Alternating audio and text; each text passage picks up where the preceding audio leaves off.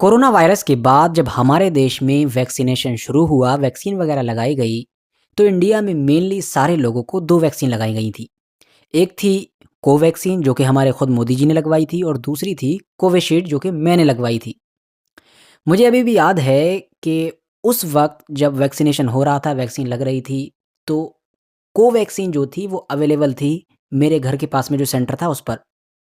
और कोविशील्ड मौजूद नहीं थी, लेकिन उसके बावजूद भी मैंने वेट किया, लंबा वेट करना पड़ा बहुत दिनों के बाद।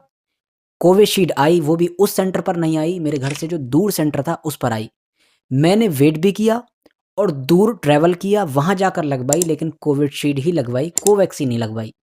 और ये सिर्फ मेरा हाल नहीं था, देश के ज़्यादातर लोगों का यही हाल था। वो लंबा-लंबा वेट कर रहे थे, और भी तरह के सैक्रिफाइस कर रहे थे और कोवैक्सीन को अवॉइड करके कोविशील्ड हर हाल में लगवाने की कोशिश कर रहे थे। यही वजह है कि अगर आप लोग डेटा देखेंगे तो जो वैक्सीनेशन हुई है उसमें 80% के करीब लोगों ने कोविशील्ड ही लगवाई है। अच्छा, ऐसा लोग कर क्यों रहे थे? कोवैक्सीन को क्यों अवॉइड कर रहे थे? कोविशील्ड को क्यों पकड़ रहे थे? वजह ये थी कि लगातार ये खबरें आ रही थी, न्यूज़ आ रही थी, जान-पहचान के जो थोड़े जानकार लोग थे वो एक-दूसरे को बता रहे थे कि ये जो कोवैक्सीन है इसको दुनिया के बाकी देश वैल्यू नहीं दे रहे हैं, मान्यता नहीं दे रहे हैं, ऑथेंटिक नहीं मान रहे हैं। यही वजह है कि अगर आप लोग ट्रैवल करेंगे कहीं पर और किसी देश में एंटर होंगे, ऐसे देश में जहाँ पर वैक्सीनेशन मैंडेटरी था, मतलब वैक्सीन लगी होना, तो अब अगर आपकी वैक्सीन लगी हुई है, मगर कोवैक्सीन लगी हुई है, तो ऐसे देशों में एंट्री नहीं मिल रही थी क्योंकि उनकी नज़र में आपकी वैक्सीन लगी हुई थी ही नहीं, क्योंकि वो तो इसको मान्यता ही नहीं दे रहे थे। ये सारी वो चीज़ें थीं जो लोगों को कोविशील्ड की तरफ झुकने पर मजबूर कर रही थीं। अच्छा, ये जो कोविशील्ड थी, ये मैन्युफैक्चर तो इंडिया में ही हुई थी, इंडिया में ही बनी थी। सीरम इंस्टीट्यूट ऑफ इंडिया जो है उसने इसको बनाया था। लेकिन इसने कोलैब किया था एस्ट्राज़ेनेका नाम की एक कंपनी के साथ और ऑक्सफोर्ड यूनिवर्सिटी के साथ। तो कुल मिलाकर बनाई तो इन लोगों ने थी, इंडिया वालों ने, लेकिन उसका जो फ़ॉर्मूला था, मतलब अंदर की जो सीक्रेट था, आप कह सकते हैं बनाने का जो तरीका था, जो फ़ॉर्मूला था, वो था एस्ट्राज़ेनेका का। फ़िलहाल कोरोना वायरस चला गया, वैक्सीनेशन भी हो गया, लोग अपने-अपने काम में लग गए, लेकिन वैक्सीनेशन होने के बाद आपको अगर याद होगा तो सोशल मीडिया पर लगातार अलग-अलग तरह के रूमर्स, अलग-अलग तरह की अफ़वाहें उड़ना शुरू हो गई थीं। कोई कहता था कि भाई सब कुछ चंगा-सी है, तो कोई कहता था अरे ये बहुत गलत हुआ है, वैक्सीन नहीं लगवानी चाहिए थी, वैक्सीन से ये हो जाएगा, वैक्सीन से वो हो जाएगा, ये लंबे वक़्त तक चलता रहा।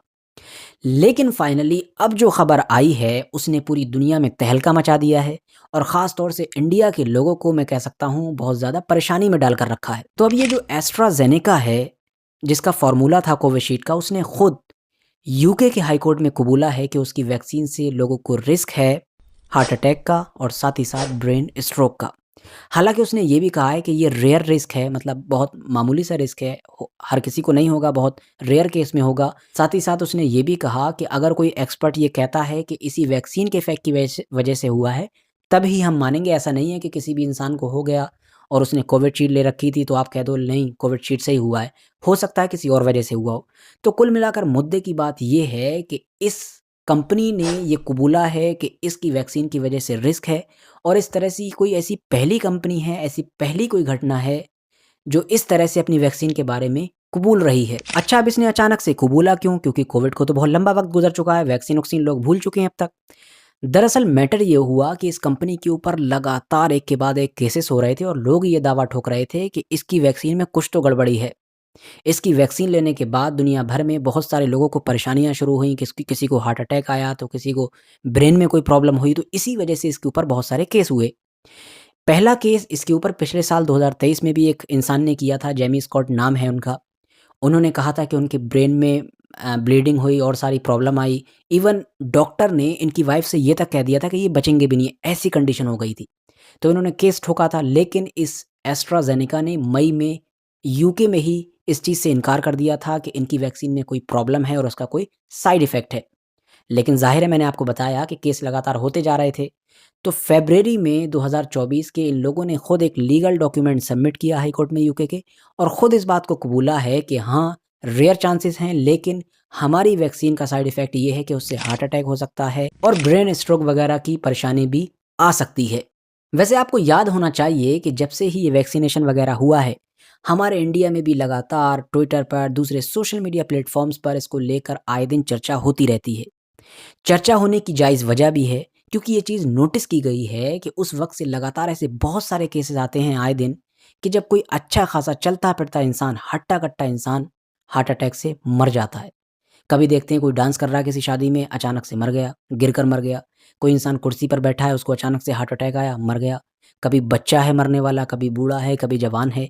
यानी ऐसी गैर मामूली चीज़ देखी गई वीडियोज़ वगैरह में और ऐसे हादसे देखे जा रहे हैं जो पहले नहीं देखे जाते थे। हार्ट अटैक वगैरह इतना नॉर्मल नहीं था। उसी इंसान को आता था जिसको पहले से कोई प्रॉब्लम होती थी या फिर उसकी उम्र हो चुकी होती थी और भी बहुत सारी बीमारियाँ उसे होती थी।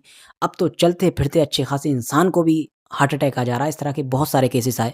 यही वजह है कि जब भी इस तरह के केसेस आते थे, तो सोशल मीडिया प्लेटफ़ॉर्म्स पर अक्सर वैक्सीनेशन को ही निशाना बनाया जाता था कि जो हमको वैक्सीन वगैरह दी गई है, शायद उन्हीं की वजह से ये सब कुछ हो रहा है।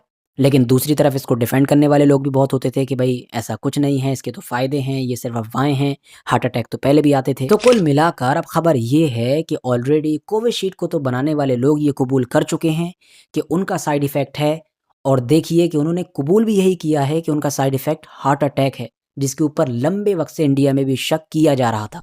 और ट्विटर पर तो बहुत सारे लोगों ने देश के प्रधानमंत्री नरेंद्र मोदी को घेरते हुए ट्रेंड कराया अरेस्ट नरेंद्र मोदी। जिस दिन मैं ये वीडियो शूट कर रहा हूँ यानी 30 तारीख को उस दिन भी ये ट्रेंड कर रहा था अरेस्ट नरेंद्र मोदी। फिलहाल मुझे पता है कि देश की ज़्यादातर आबादी की तरह आप में से भी ज़्यादातर लोग यही वैक्सीन लिए बैठे होंगे। कमेंट्स बॉक्स में ज़रूर बताएं आपने कौन सी वैक्सीन ली थी, क्या कोविशील्ड ही ली थी या कोवैक्सीन या फिर कोई और ली थी? और आपका इस पूरे मामले को लेकर क्या विचार है कमेंट्स बॉक्स में बता सकते हैं। वीडियो अगर इन्फॉर्मेटिव लगी हो, जानकारी से भरपूर लगी हो तो वीडियो को लाइक कर सकते हैं, दोस्तों के साथ शेयर कर सकते हैं और ऐसे ही वीडियोज़ आगे देखने के लिए इस चैनल को ज़रूर सब्सक्राइब करें ताकि जब भी मैं आइंदा वीडियो डालूँ तो आप लोगों तक सबसे पहले पहुँच सके।